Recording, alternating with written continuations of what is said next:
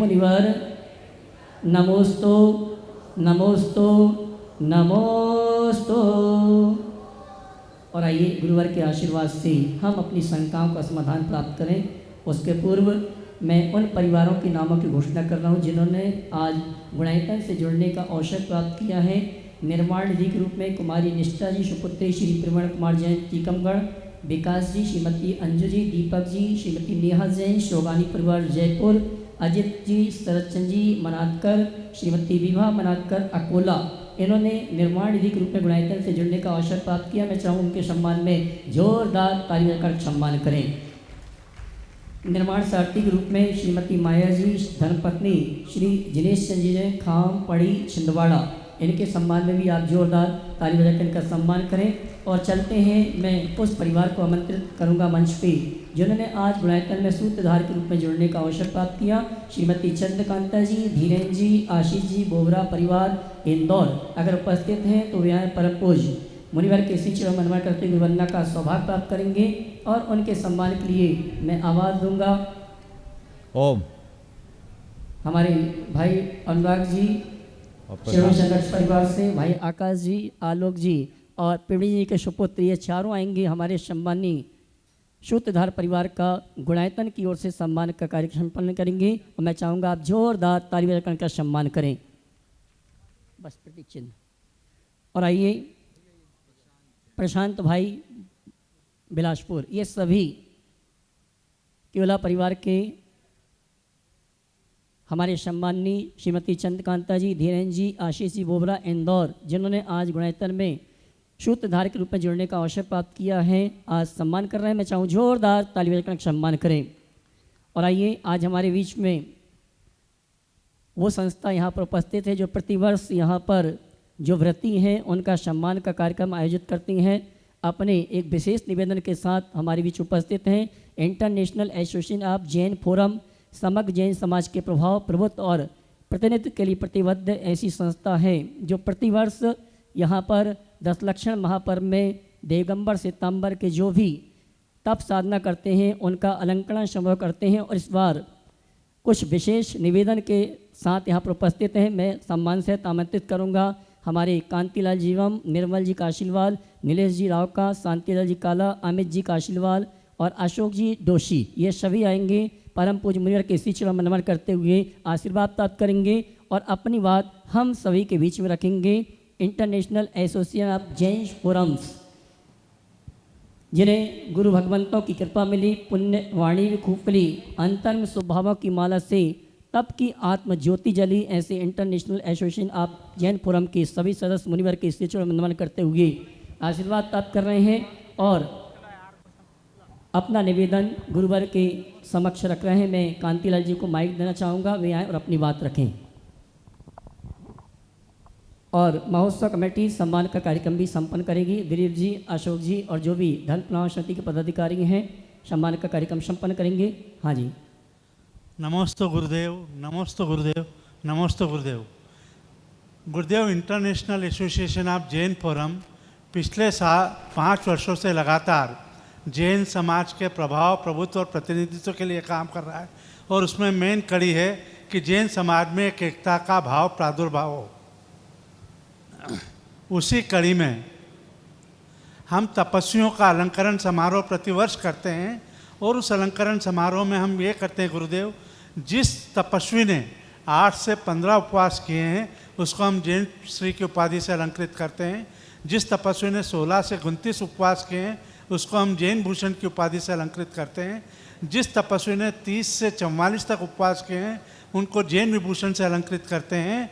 और इसी तरह 45 और उससे ऊपर के उपवास करने वालों को हम जैन रत्न की उपाधि से अलंकृत करते हैं। इस वर्ष हम लोगों ने यह प्लान किया है कि आपके सानिध्य में समस्त ग्रंथ और पंथ के साधु भगवंत यहाँ पे उपस्थित रहेंगे। उनकी उपस्थिति में 13 तारीख को हमने यह कार्यक्रम आपके इस संवत्सरण पंडाल में करने का नियत किया है।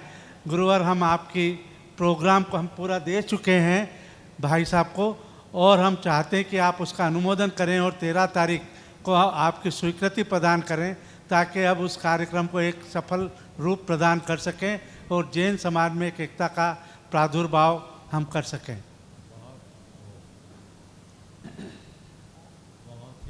उत्तम कार्य आपने संपन्न करने का भाव जगाया है। त्यागी तपस्वियों और व्रतियों का सम्मान तो होना ही चाहिए। आम जनों का सम्मान होता है, मैं कहता हूँ त्यागियों का सम्मान उससे बढ़कर होना चाहिए। जी गुरुदेव। आप लोगों ने ये जो बीड़ा उठाया है बहुत उत्तम है, मेरा पूरा आशीर्वाद है। जी गुरुदेव। इसमें एक सुझाव जरूर दूंगा, जी गुरुदेव। चलो अलग से बता दूंगा। जी गुरुदेव। उसमें थोड़ा संशोधन अपेक्षित है जी। और उसी अनुरूप इस कार्यक्रम को भव्यता के साथ संपन्न कीजिए। 13 तारीख को कितने जी। बजे से कार्यक्रम है? जी गुरुदेव। 13 तारीख सुबह। सुबह है तो बहुत अच्छा है। हमारा बहुत बहुत आशीर्वाद। नमस्ते गुरुदेव। नमस्ते गुरुदेव। तपस्वी नमस्ते गुरुदेव। कार्यक्रम समारोह के लिए गुरुवर का आशीर्वाद इंटरनेशनल एसोसिएशन ऑफ जैनपुरम को प्राप्त हो चुका है, जिन्होंने इस वर्ष इंदौर के लिए व्यवस्था, इंदौर के बाहर के लिए व्यवस्था की है, जिन्होंने 8 से ऊपर पास किए हैं, उनके लिए ये पुरम जैन श्री, जैन भूषण और जैन रत्न उपाधि से सम्मानित करता है। और जिन्होंने स्थापना की है उन सभी से निवेदन है, कुछ ही दिनों में ये लिंक प्रारंभ हो जाएगी। आप उस लिंक पर पूरी जानकारी के साथ इस समारोह में उपस्थित हो सकते हैं। 13 तारीख को रविवार के दिन प्रातःकाल 8:15 बजे से अलंकरण समारोह का शुभारंभ होगा। और आइए चलते हैं और आइए चलते हैं परम पूज्य मेरा श्रद्धांजलि सविनय से निवेदन करेंगे। शंका समाधान के कार्यक्रम के संचालन के लिए दोनों हाथ जोड़ के जयकारा लगाएंगे। बोले परम पूज्य मुनि श्री प्रमाण सागर जी महाराज की जय। आज आपका बहुत ऋणी हो गया। गुरु चरणों में चलते हैं और प्रारंभ करते हैं। आज प्रथम प्रश्न के लिए मैं हाँ बोलो। आदिनाथ महिला मंडल कनाड़िया रोड, वे अपना प्रश्न करेंगे। सभी एक साथ खड़े हो जाएं और एक प्रश्न कर लें और उसके बाद में तैयार रहेंगे जो आज सूत्रधार के रूप में गुणायतन से जुड़े हैं, ऐसे चंद्रकांता जी बोबरा इंदौर। अरे एकदम आगे। गुरुवर के चरणों में कनाडिया महिला मंडल की तरफ से नमोस्तु नमोस्तु नमोस्तु। छुल्लक जी के चरणों में इच्छामी इच्छामी इच्छामी। महाराज जी, आपने प्रवेश के प्रवचन में बोला था श्रद्धा, भक्ति, सेवा, समर्पण, ये 4 चीज़ें जीवन में ज़रूरी हैं। तो हम कैसे इतनी भक्ति करें कि हमारी श्रद्धा दुगनी हो जाए और हम सेवा और समर्पण का नया इतिहास लिख पाएँ। नमो। हम ऐसा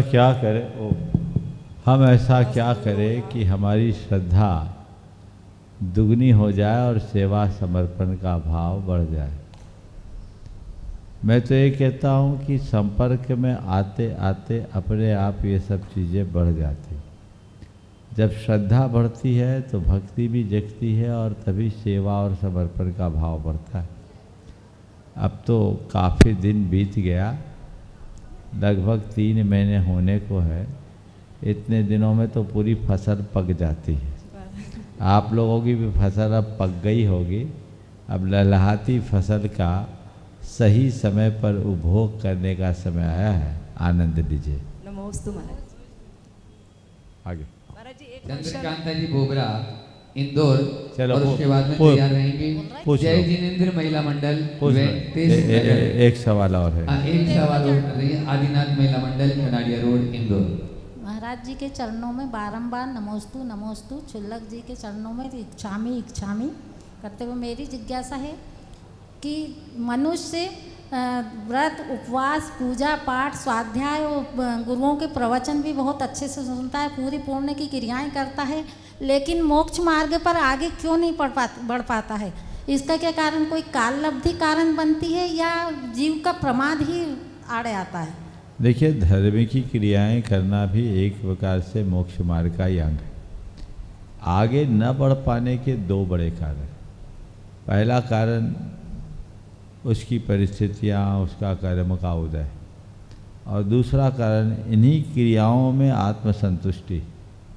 हमने इतना कर लिया, बहुत धर्म कर लिया, बस इन दोनों का निवारण हो जाए तो हम अंदर की शक्ति को जगाया जा सकता है और ध्येय को सामने उपस्थित रखकर आगे बढ़ा जा सकता है। नमोस्तु महाराज जी, नमोस्तु महाराज जी। चंद्रकांता जी बोबरा जो आज सूत्रधार के रूप में गुणायतन से जुड़े हैं, पूरा परिवार, और वे अपना प्रश्न रखने गुरुदेव बाद के चरणों में जय महिला मंडल तैयार नमोस्तु है। नमोस्तु नमोस्तु।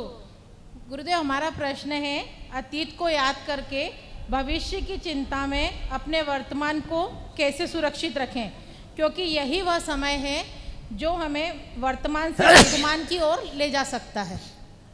देखिए, वर्तमान से वर्धमान की ओर जाना है तो क्या करें? अतीत से अनुभव पाएं और अतीत के अनुभव को सामने रखते हुए भविष्य का लक्ष्य पूरा करने का संकल्प लें और वर्तमान में चलना शुरू कर दें। भविष्य के विषय में सोचना, सुनियोजित लक्ष्य बनाना बुरा नहीं। अतीत की बातों से सीख लेना अनुकरणीय, पर अतीत की स्मृतियों में उलझे रहना और भविष्य की कल्पनाओं में खोए रहना अच्छी बात नहीं। अतीत की स्मृतियां से हम कुछ सीखें और भविष्य की कल्पनाओं की जगह भविष्य के प्रति सतर्कता अपनाएं। भविष्य के प्रति सजग होना समझदारी है और भविष्य की कल्पना या चिंता में खो जाना पागलपन। अतीत से अनुभव पाना समझदारी है और अतीत की स्मृतियों के बोझ से दब जाना अज्ञानता। तो हम अतीत से पाठ पढ़ें, भविष्य के प्रति सजग रहे और मन मस्तिष्क में एक बात बिठा दे कि हमारे पास जो कुछ भी करने को है उसके लिए केवल वर्तमान है। यदि ये बात हृदय पटल में अंकित हो जाए तो फिर ये सारी दुविधाएं पल में ही दूर हो। नमोस्तु महाराज जी, नमोस्तु। जय जिनेन्द्र महिला मंडल वेंकटेश नगर इंदौर, वे अपना प्रश्न कर रहे हैं और उसके बाद में तैयार रहेंगे। आज कोयला परिवार। हे गुरुदेव, नमोस्तु नमोस्तु नमोस्ते। इच्छामि इच्छामि इच्छामि। गुरुदेव, कृपया मेरी शंका का समाधान कीजिए। क्या कोई भी श्रावक जिसने पूरी उम्र कभी भी कोई प्रतिमा, दर्शन प्रतिमा, सामयिक प्रतिमा, कोई भी प्रतिमा धारण नहीं की हो और सीधे मुनिपद अंगीकार कर सकते हैं क्या? कृपया मुझे कर सकते हैं क्या? हम लोगों ने किए, इससे बड़ा उदाहरण क्या है? बोलो। मला आधा उम्र घर में निकालने सुनो तो अभी बता रहा, हमने आधा ही उत्तर दिया है। तो पहली बार आपने पूछा कर सकते हैं क्या, तो कर रहे हैं ना। एक बात रहा सवाल, पूरी जिंदगी यूं ही बिता देने के बाद क्या आखिरी में कोई ऐसा बढ़ना चाहे? कर सकता है, बशर्ते उस व्यक्ति की उस घड़ी में वैसी शारीरिक और मानसिक स्थितियाँ हों। यदि वो शारीरिक रूप से सक्षम है तब तो ठीक, शारीरिक रूप से अक्षम है तो उसे मुनि नहीं बनना। मानसिक स्थिरता उसमें नहीं है, वैराग्य नहीं है तो उसे नहीं बनाना। तो अगर शारीरिक और मानसिक स्थिति ठीक है तो कोई ज़रूरी नहीं, कुछ नहीं किया वो भी बहुत कुछ करने में सक्षम हो सकता। वैराग्य आ जाएगा। अरे वैराग्य कहीं और, तो वैराग्य एक पल में आता है। वैराग्य आएगा तभी तो बनेगा, वो बिना वैराग्य के थोड़ी बनेगा। ठीक। नमस्ते गुरुदेव। एक प्रश्न गुरु और। चरणों में। ओम, चलो बोलो।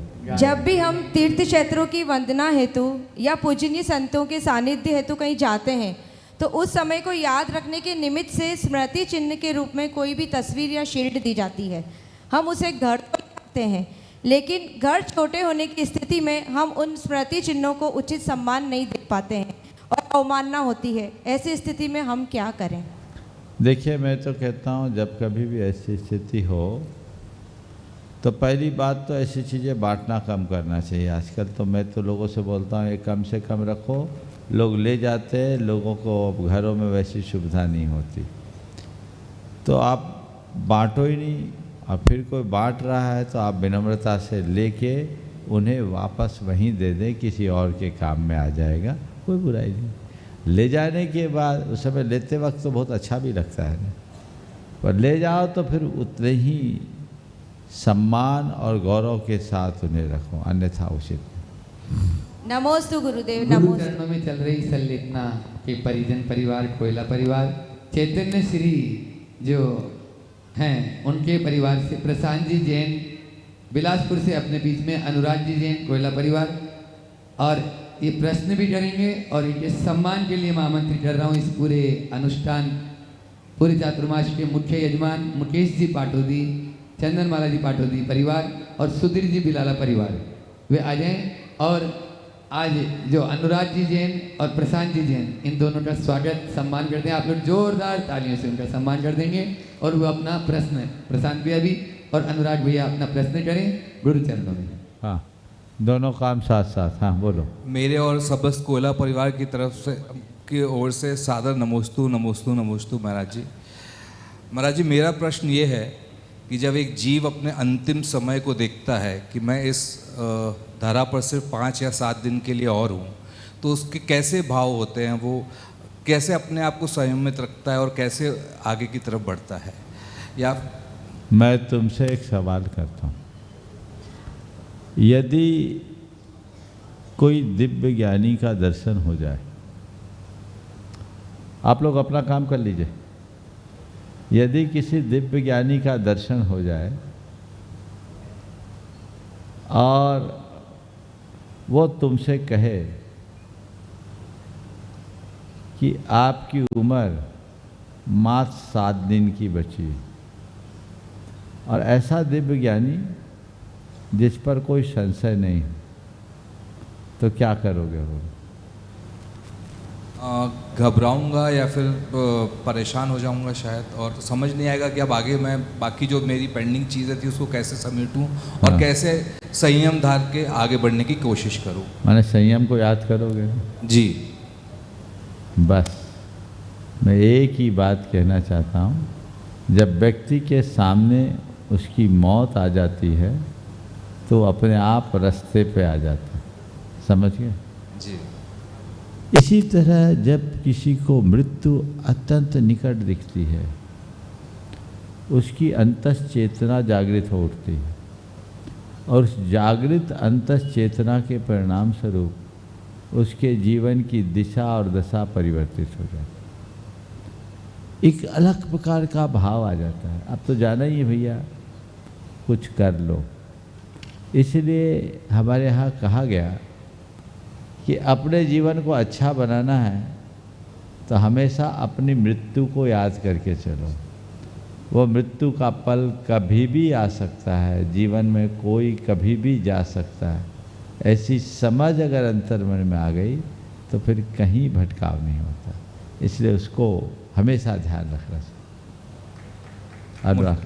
अनुराग भैया भी अपना प्रश्न करेंगे, दोनों ही शिरोमणि संरक्षक गुणायतन के जोरदार ताली बजा दीजिए। प्रशांत जी जैन, अनुराग जी जैन भी अपना प्रश्न कर रहे हैं, और अनुराग भैया के बाद में तैयार रहेंगे प्रोफेसर राजीव जी शर्मा और उनके साथ में राहुल स्पोर्ट। ओ बोलो। महाराज श्री के चरणों में त्रिवार नमोस्तु नमोस्तु नमोस्तु।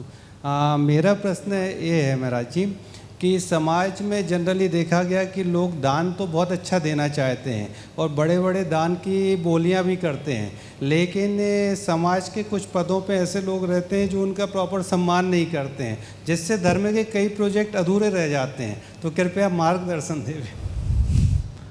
मैं तो कहता हूँ समाज के प्रमुख पदों पर ऐसे ही व्यक्तियों को बिठाना चाहिए जिनके हृदय में उदारता हो और दानशीलता हो। जो व्यक्ति उदार होगा, दानशील होगा, वही दान दे पाएगा और वही सच्चे अर्थों में दानियों का सम्मान कर पाएगा। कई बार ऐसा देखने को मिलता है, जिनसे लेना उन्हीं को आंखें तरे रहे, तो मिलेगा क्या? तो उससे दातार का मनोभाव टूट जाता है। हमें हमेशा दानी का सम्मान करना चाहिए, उसे प्रोत्साहित करना चाहिए, ताकि न देने का मन हो तो भी मन बन जाए। और जो लोग उल्टा करते हैं उनके साथ तो ऐसी स्थिति होती है कि देने का मन हो तो ना दे। तो ये चीज़ें बदलनी चाहिए। ओ और अब आज अपने बीच में अंतर्राष्ट्रीय कवि कल पूछ लेंगे, बहुत अभी तो रोज चल रहा है तुम। नमोस्तु महाराज जी, नमोस्तु। अंतर्राष्ट्रीय कवि, लेखक और विचारक हैं ऐसे प्रोफेसर राजीव जी शर्मा आज अपने बीच में, जोरदार तालियों से उनका स्वागत अभिनंदन करें। और उनके साथ में राहुल जी जैन स्पॉट जो भाजपा व्यापार प्रकोष्ठ के अध्यक्ष भी और साथ में ही जनसंपर्क अधिकारी यहाँ के अपने पूरे इस धर्म प्रभावना समिति को वास्तविक प्रभावना में जो लगे हैं ऐसे राहुल जी स्पोर्ट वहाँ पर। और उनका सम्मान के लिए मैं राजीव जी शर्मा जी के सम्मान के लिए राहुल स्पोर्ट तो है ही, साथ में ही धर्म प्रभावना समिति के अध्यक्ष अशोक जी दोषी जी भी वहाँ पर पहुँच जाएँ और आज अपने जो अंतर्राष्ट्रीय कवि, लेखक, विचारक यहाँ पर उपस्थित हैं उनका सम्मान करें। आप लोग जोरदार तालियां एक बार फिर से बजा दीजिए। और ये दोनों ही 2 प्रश्न गुरु चरणों में रखे हैं। उसके बाद में यदि डॉक्टर सुभाष जी जठारिया शिरोमणि संरक्षक गुणायतन आ गए हों तो वे मंच पर आ जाएं।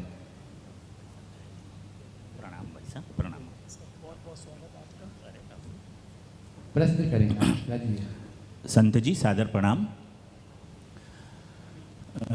आज देश के सबसे बड़े हिंदी अखबार और देश के सबसे बड़े अंग्रेज़ी अखबार का सुबह मैं एडिटोरियल पढ़ रहा था। दोनों ही एडिटोरियल में संत जी इस बात के लिए बड़ी चिंता व्यक्त की गई है कि हमारा ये विश्व कुछ ही महीनों में विश्व युद्ध के लिए सन्नद्ध हो चुका है। कल शाम के बीबीसी के समाचार में था संत जी कि ईरान ने इज़राइल के एयर बेस के बड़े खंड को बहुत ज़्यादा दुर्गतिपूर्ण कर दिया है। वहीं इज़राइल ने लेबनान में कल की तारीख में 2000 से ज़्यादा वहाँ के लोगों की मृत्यु हुई है आक्रमण से। 18 करोड़ की 70 मिसाइलें कल की तारीख में दागी गई है जो अरबों रुपए में जाती है। ऐसा लगता है कि इस समय सारी दुनिया अहिंसा को छोड़कर ये हिंसक वातावरण की तरफ तेज़ी से बढ़ रही है।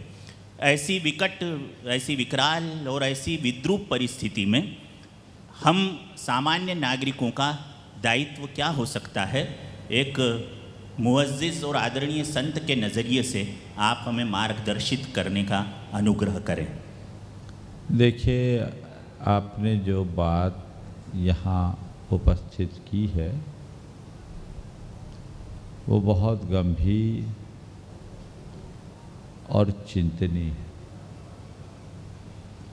ये बहुत ही दुर्भाग्यपूर्ण है कि अब पूरा विश्व युद्ध की ओर बढ़ रहा है। अभी तक तो रूस और यूक्रेन के ही बीच था। 1 साल से इजराइल, हमास और अब आपने जैसा बोला ईरान, तेहरान, सब ईरान और कौन सा दे लेबनान, सब उसमें शामिल हो। इस तरह की स्थितियाँ कल्पना से सिहरन उत्पन्न करती। जब ये बात मेरे सामने आई कि ऐसा युद्ध होने वाला है और ऐसा हो गया, शुरू हो गया, तो लगता है कि विश्व कहाँ जा रहा है। ऐसे समय में मेरे मन में एक ही विचार और भाव आ रहा है कि आज विश्व के सभी शांति प्रेमी लोगों को चाहिए कि वे भगवान से प्रार्थना करें कि लोगों को सद्बुद्धि आए और विश्व में शांति स्थापित हो। ऐसा सत प्रयत्न सबको करना चाहिए। आपने ये बात मेरे सामने रखी तो मैं चाहता हूँ क्यों ना ऐसा एक अच्छा कार्य किया जाए कि आने वाले रविवार के दिन इंदौर शहर के सभी धर्म और परंपरा को मानने वाले लोगों को यहाँ एक साथ एकत्रित किया जाए और एक मंच से सर्वधर्म प्रार्थना सभा के रूप में शांति की प्रार्थना की। एक संदेश देने के भाव से कि सब लोग प्रार्थना करें कि युद्ध थमे, अशांति का दौर समाप्त हो, सबके मन में शांति हो, सबके मन में सद्भाव हो, ये प्रयत्न करें। और राजीव जी, आज आप पूरे इंदौर समाज के सर्व समाजों से जुड़े हुए हो। आपकी अपनी एक छवि है, आपकी अपनी एक पहचान है, आपकी अपनी एक प्रतिष्ठा है। आपने मेरे सामने ये बात रखी है, तो मैं चाहता हूँ क्यों ना हो ये पूरा कार्यक्रम आपके ही नेतृत्व में संपन्न।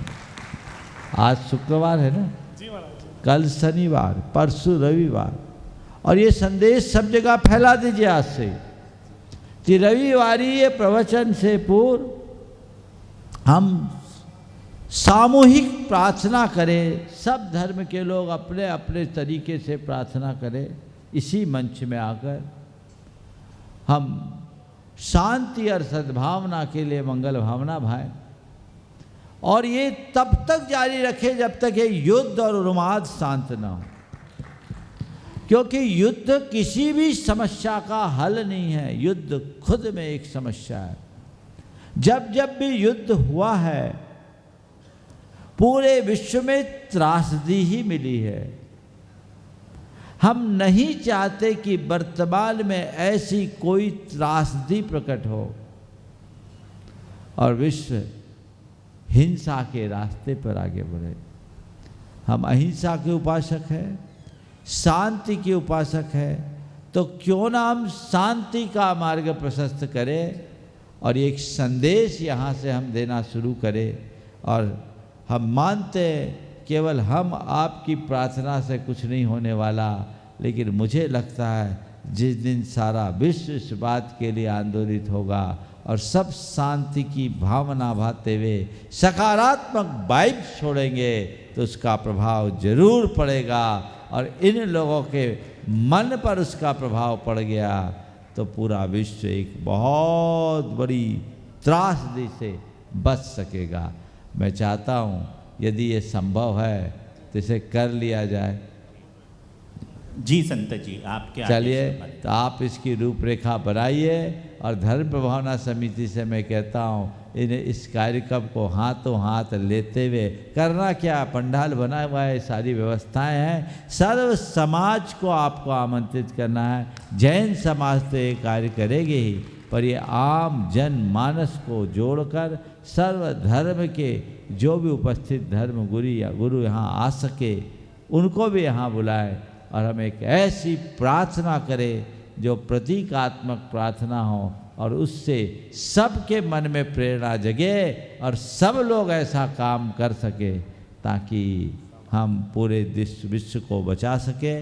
और इसका समय जो 8:30 से हमारे प्रवचन का समय है वो पूरा 2 घंटे का एक कार्यक्रम रविवार को सुनिश्चित कर लिया जाए। बहुत बहुत आशीर्वाद। धन्यवाद सर।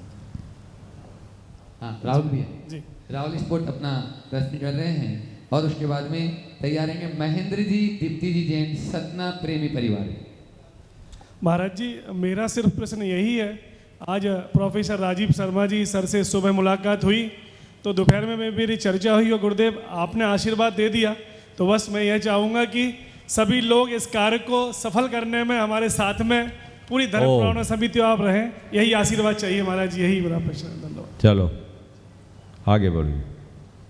महेंद्र जी, दीप्ति जी जैन, सतना प्रेमी परिवार, अपना प्रश्न गुरु चरणों में रखें और उसके बाद में श्रीमती डाली जो मालयुजार परिवार से वे तैयार रहेंगे। और मैं चाहूँगा महेंद्र जी, दीप्ति जी जो सतना प्रेमी परिवार से, आप वहाँ पर धर्म प्रभावना समिति के पदाधिकारी वहीं जाकर उनका सम्मान कर दें।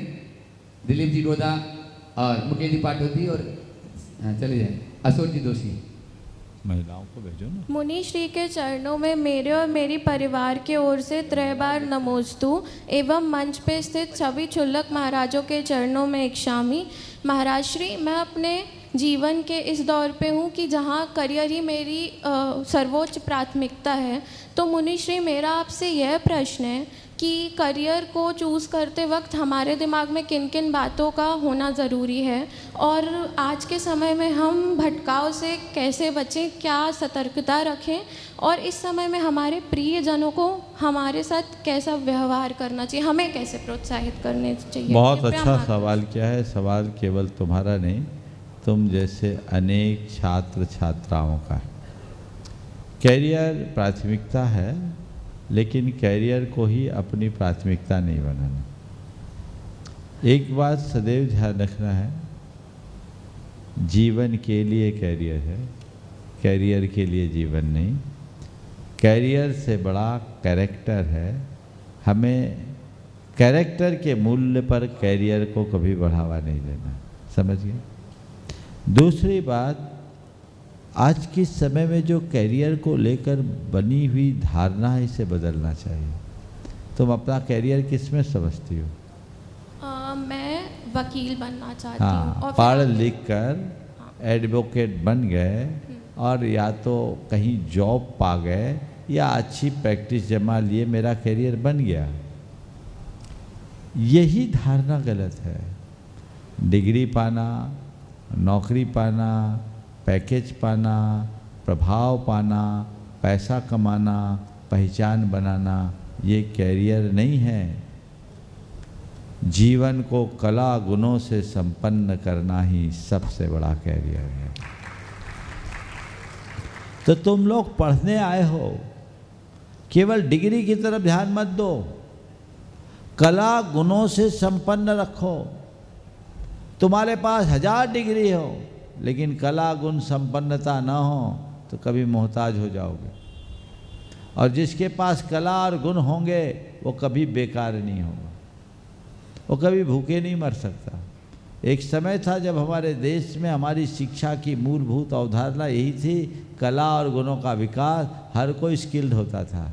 इसलिए उस समय देश में एक भी आदमी बेकार नहीं होता था, एक भी आदमी भिखारी नहीं होता था, बेरोजगार नहीं होता था। तो मेरा पहला कहना है कि कला गुणों से मंडित करो अपने आप को, अपने संस्कारों को सुरक्षित रखें। सब कुछ चला जाए, मेरे संस्कार नष्ट नहीं होने चाहिए, ये हमारी प्राथमिकता होनी चाहिए।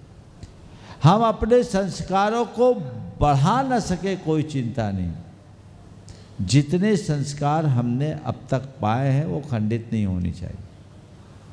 आजकल जब युवक युवतियाँ उच्च शिक्षा के लिए छोटे गांव शहरों से बड़े शहरों की ओर जाते हैं और वहाँ का एक जो नया वातावरण मिलता है, उस वातावरण में जाने के बाद उनमें बहुत कुछ भटकाव और बदलाव आने लगता है।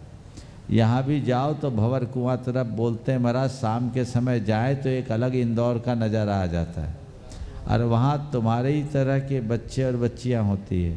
अब महाराज कह रहे भंवर कुआं तो दूर है महाराज, 56 दुकान यहीं सामने है। और अभी एक जो यहाँ का एक वीडियो पूरे विश्व में चर्चित हुआ है, ये आधुनिकता के नाम पर अधःपतन का सबसे विकृत उदाहरण है, जो तुम लोगों ने देखा होगा।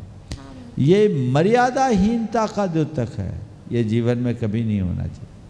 हम पढ़े लिखे आधुनिक बने, मैं इसका कभी निषेध नहीं करता, लेकिन आधुनिक बनने का मतलब ये नहीं है कि हम मर्यादाओं को तिलांजलि दें। आधुनिक बनने का मतलब है समय काल सापेक्ष जीवन जिए।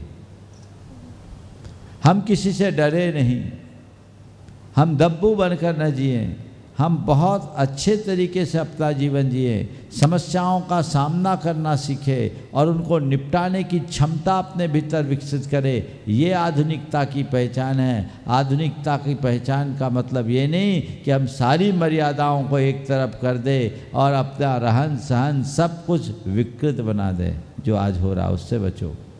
संस्कार अपने सुरक्षित होना चाहिए। भटकाव से बचने के लिए 2 उपाय। पहला, अच्छी संगति रखें। हमेशा एक बात ध्यान रखना है, संगति संस्कारों पर हावी हो जाती है।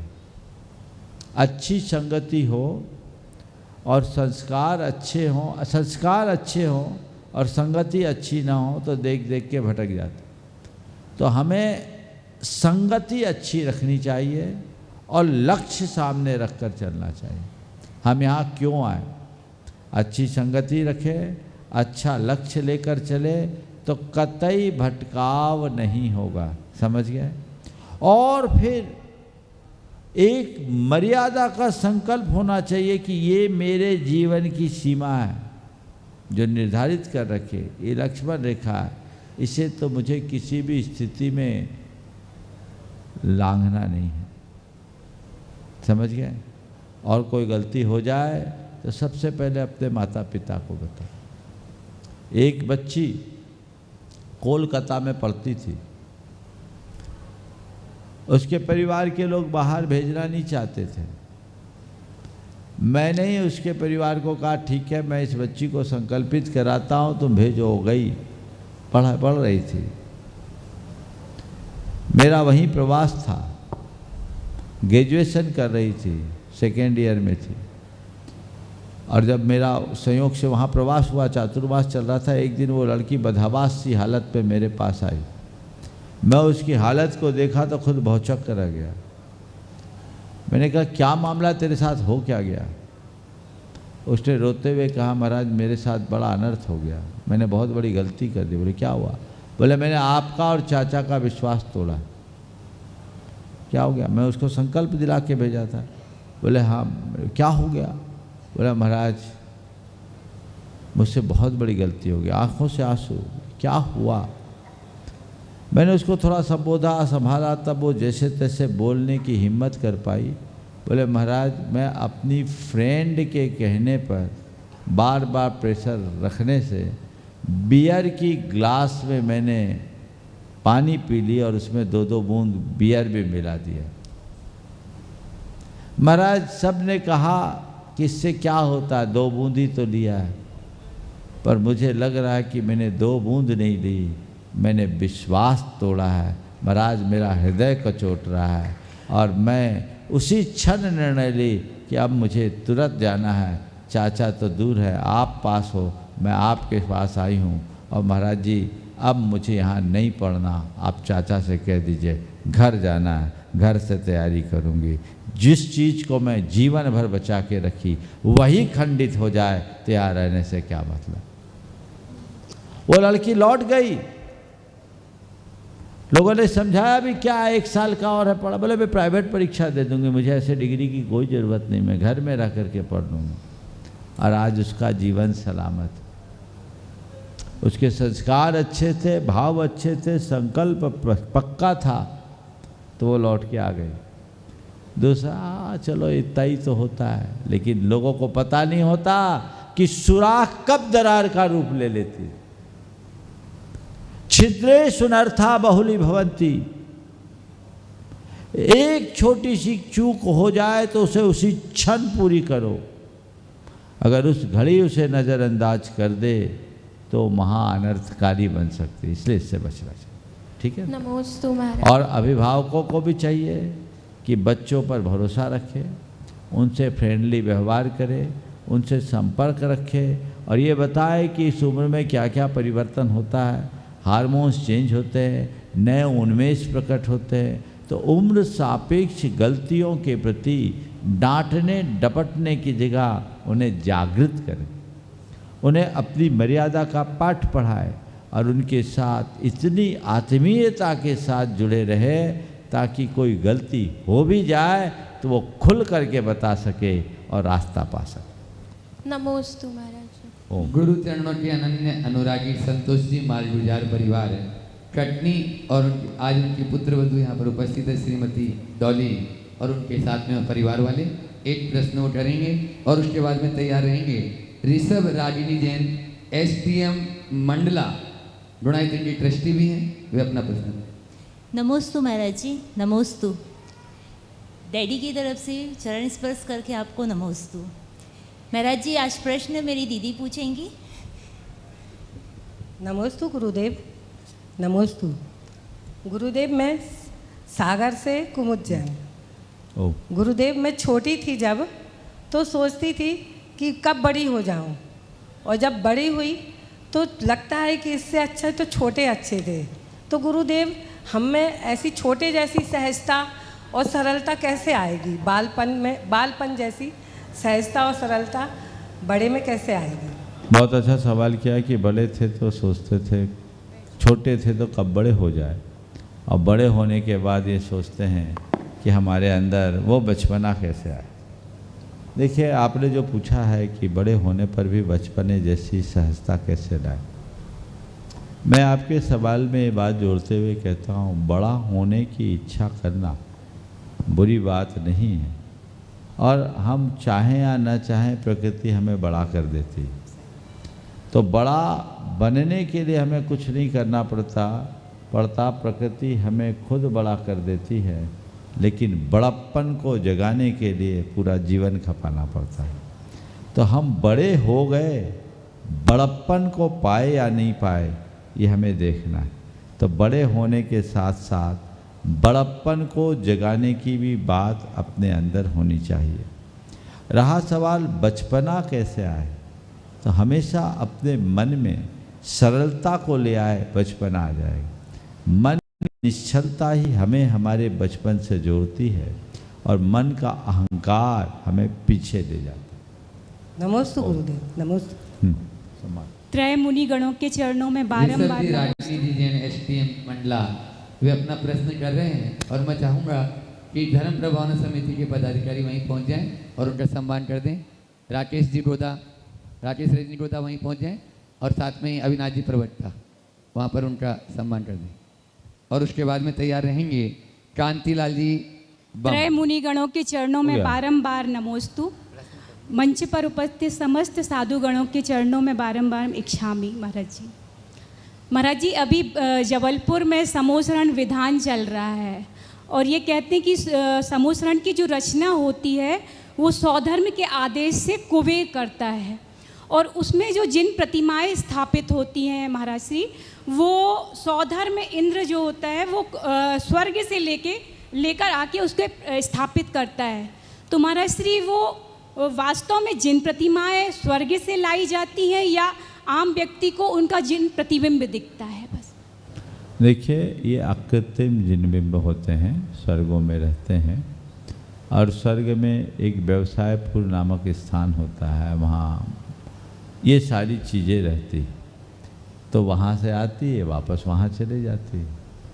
तो प्रतिमाएं रहती है और बिल्कुल ऐसी लगती है जैसे साक्षात भगवान विराजमान, अरहंत और सिद्ध की सबकी रहती। नमस्ते। आगे प्रसिद्ध समाज सेवी अभी आप जिनको सुन भी रहे थे, कांतिलाल जी बम साहब जो गुरु के चरणों में निवेदन भी कर लिए, 8 प्रश्न भी कर लेंगे, और उसके बाद में डॉक्टर सुभाष जी जकारिया प्रसिद्ध शिरोमणि संरक्षक गुणायतन के भोपाल से अपने बीच में हैं, आ गए हैं। वे मंच की ओर आ जाएं पूरे परिवार के साथ में, और उनके सम्मान के लिए धर्म प्रभावना समिति तैयार रहे। गुरुदेव नमोस्तु नमोस्तु नमोस्तु।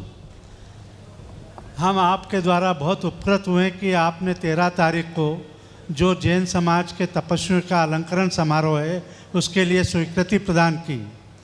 हम जैन एकता के लिए एक फार्मूला गुरुदेव निकाले हैं, और मैं चाहूँगा कि उसमें आपका क्या मार्गदर्शन हो सके जिससे कि उस फार्मूले की सार्थकता और ज़्यादा हो सके। हमने फार्मूला गुरुदेव ये निकाला कि जैन समाज के आप किसी भी पंथ के हों, संप्रदाय के हों, कोई भी हों, आपकी प्रॉपर्टियाँ आपके पास रखें और आपकी समाचारी का पालन आप करें।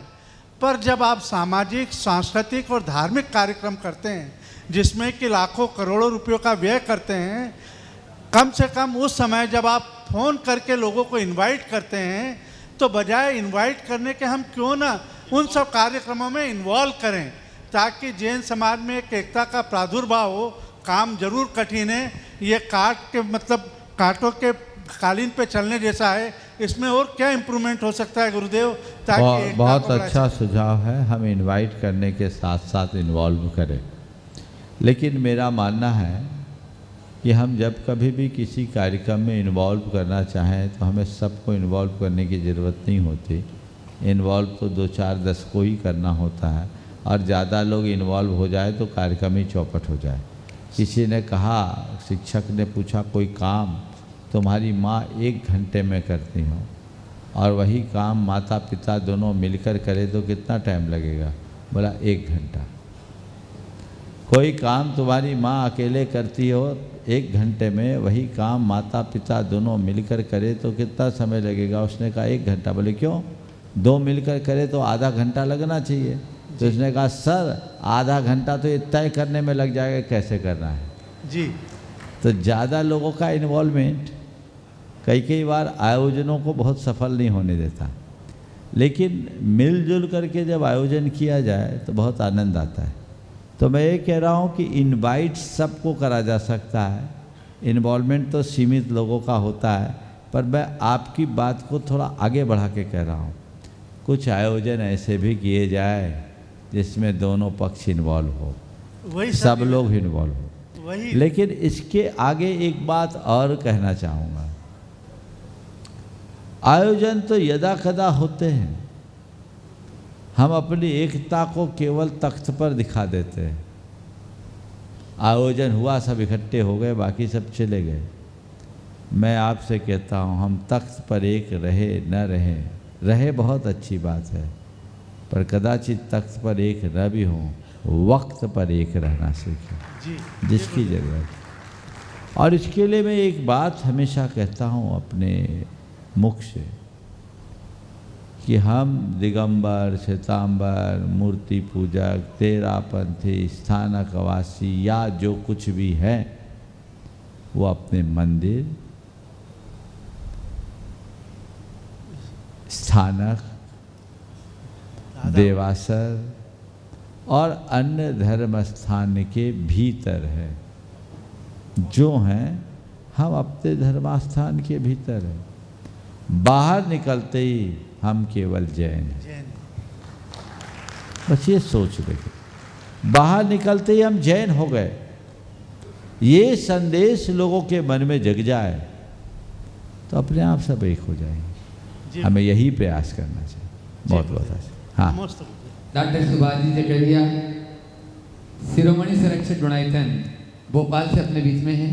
जोरदार तालियों से उनका सम्मान कर दें। नवीन जी, आनंद जी गोदा, वे पहुँचे और उनका वहाँ पर ही सम्मान कर दें पूरे परिवार के साथ में। हर्ष तृप्ति जी जैन, वे भी पहुँच जाएं, महामंत्री धर्म प्रबंधन समिति।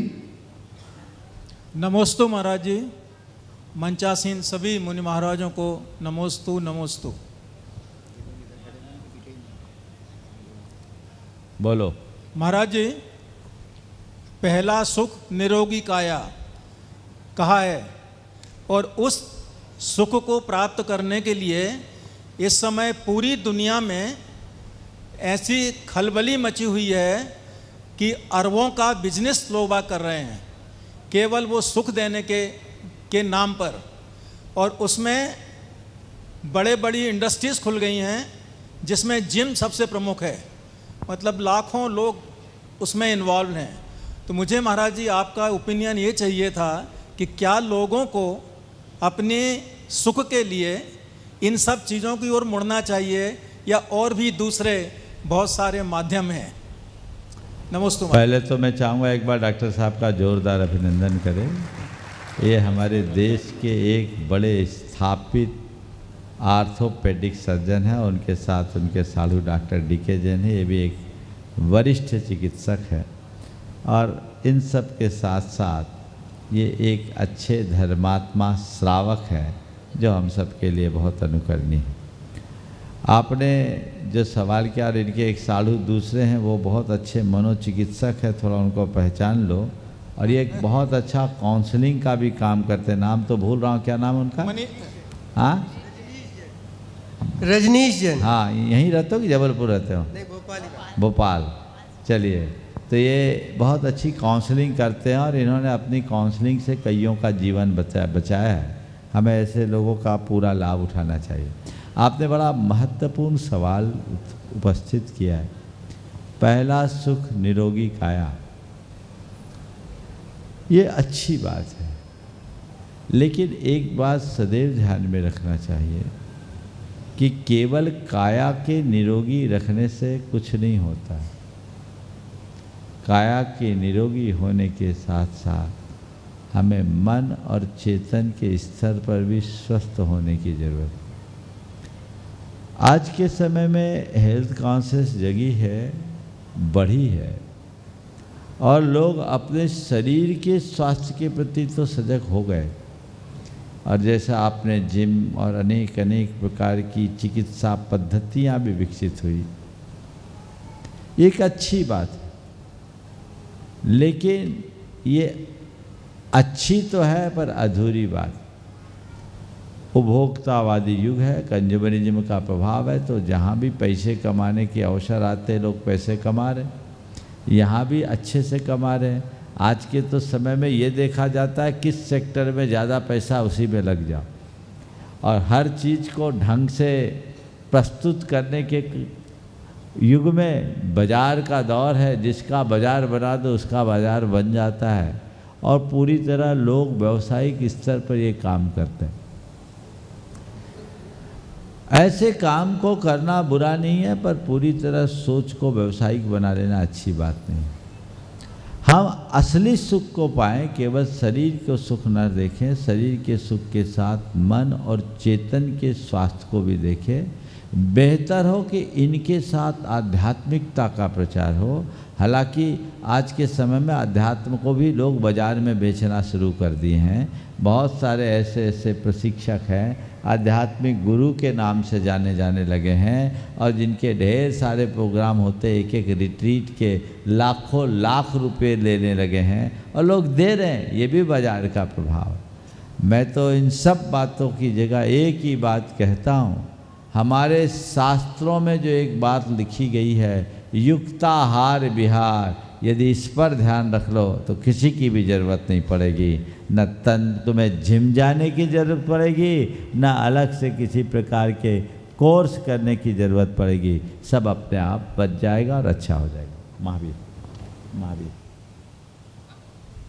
नमस्ते महाराज। ब्रह्मचारी महावीर भैया अजमेर से अपने बीच में हैं, और प्रमोद जैन सीए गुणायतन पृष्ठि मुंबई। मैं समझ गया। और धर्म प्रभाव समिति पदाधिकारी वहीं पर सम्मान कर दें। हाँ, पूज्य महाराज श्री के चरणों में बारंबार नमोस्तु। महाराज श्री, ये जो मैं प्रश्न है, ये 17 जुलाई जो आपका इंदौर प्रवेश का है, वो है कि महाराज श्री जब आप प्रवेश कर रहे थे तब वीडियो जो देखा था, लाइव देख रहे थे, उस टाइम देखा आप आगे चल रहे थे, आपके बाल बड़े हुए थे, अच्छे मतलब छाती पर अच्छे बाल थे, और ऐसा एकदम पीछे 4-5 महाराज थे। तो ऐसा क्योंकि हमारे पूज्य जगत गुरु सुधा सागर जी महाराज, तो आचार्य श्री ने कुंडलपुर में कहा था बब्बर शेर, लेकिन आपको देख के उस टाइम ऐसा लगा कि आप जैसे बब्बर शेर जैसे ही चल रहे हो। और पूरी आगवानी जो हुई थी 2020 में आचार्य श्री के बाद, यदि इंदौर में ऐसी ऐतिहासिक आगवानी आपकी देखी, और मतलब अभिभूत हो गए थे कि इंदौर को बहुत बड़ा सौभाग्य है और बहुत बड़ा एक धर्म लाभ के लिए आपका सानिध्य मिला है, और एक इंदौर के लिए एक अच्छी है। महाराज श्री, ये सब अच्छा है। बम्बई जो भारत की आर्थिक राजधानी है, मैं वहाँ पे रहता भी हूँ। यहाँ से 500 किलोमीटर ही है, पास में है। क्योंकि आप पूर्व में तो आपने बहुत कुछ दिया, लेकिन भारत का पश्चिम, क्योंकि पश्चिम यदि अच्छा संभाल लेते हैं, पूरा देश वहीं से चलता है, तो पश्चिम आप संभाल लेंगे तो एक अच्छा रहेगा। पास में है तो आप महाराज श्री पश्चिम की तरफ देखें। ओह भैया, हमें बब्बर शेर मत बनाओ, हमें बाबा ही बने रहने दो। पहली बात तो ये है। और पता नहीं तुम लोगों ने बाबाओं को शेर बनाना क्यों कर दिया।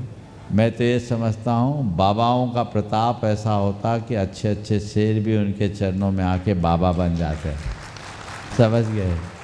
शौर और पराक्रम की बात अपनी जगह है, लेकिन संत की जो शोभा है वह उसके तप और साधना में है, वही उसका पराक्रम है, वही उसका प्रताप है। सुधा सागर जी महाराज के विषय में गुरुजी ने जो कहा, तो वो पिताजी हैं, वो कुछ भी कह सकते हैं, उनको अधिकार है क्योंकि उनने हमें पैदा किया। लेकिन वो जो कहे वो हम कहने लगे तो ये मामला थोड़ा सा हमें तो कम जचता है।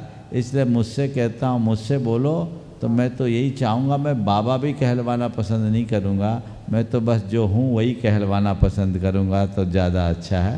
और आप सबसे भी यही चाहूँगा कि भक्ति के अतिरेक में उससे बाहर न करें। और फिर बात है शेर की, तो शेर तो एक ही अच्छा लगता है, ज़्यादा नहीं लगता, इसलिए एक को आपने बना रखा है तो उन्हीं तक सीमित रखो जिसमें सबकी शोभा है, हम लोगों की भी शोभा है, समझ गए? तो एक ही शेर ठीक है। अब रहा सवाल मुंबई का, जैसे इंदौर वालों का भाग्य जगा, जिस दिन तुम्हारा भाग्य जगेगा वह भी हो जाएगा। नमस्ते। हाँ, प्रमोद जी जैन सी गुणायतन ट्रस्टी अपना प्रश्न गुरु चरणों में रखेंगे। उसके पहले आपको एक सूचना दे दूं कि जो कल भी देने वाले थे लेकिन समय अभाव में नहीं हो पाया, अभी जैसे पूर्व में मिशन 10D के नाम से प्रमाणित समूह ने एक अद्भुत प्रस्तुति की और पूरे देश में, हाँ बोलो, चलो बोलो बोलो बोलो, है चल रहा है, पूरे देश में एक तहलका मचाया मिशन 10D के नाम से, और उसके माध्यम से बहुत अच्छी जागृति युवाओं में और पाठशालाओं में आई।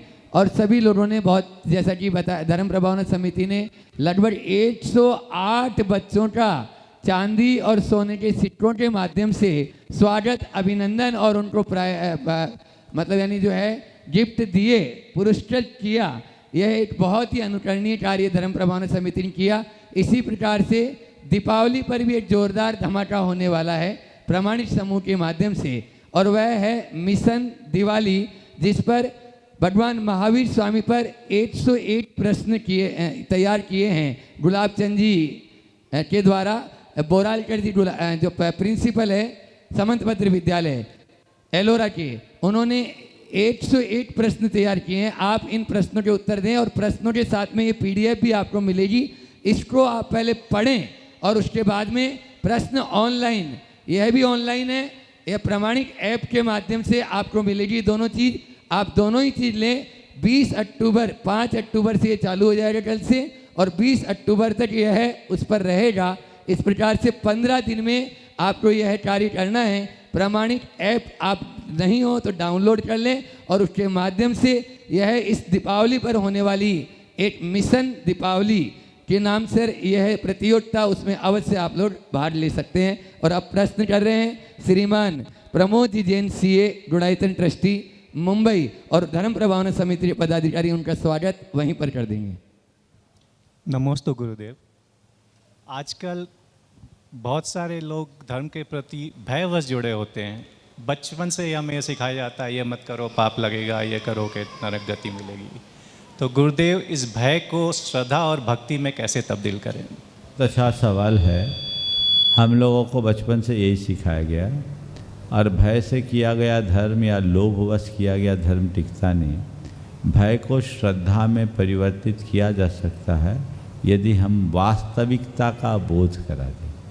हम इसलिए धर्म न करें कि हमारा दुख दूर हो जाए, हम इसलिए धर्म न करें कि हम पाप से बच जाएं, हम इसलिए धर्म करें कि हमारा जीवन संवर जाए। और जिस दिन धर्म के इस मर्म को जान लेंगे, हमारी धर्म के प्रति एक अलग प्रकार की श्रद्धा होगी, और वह श्रद्धा हमारे जीवन को बेहतर बनाने का आधार बनेगी। ओम शांति। गुरुदेव।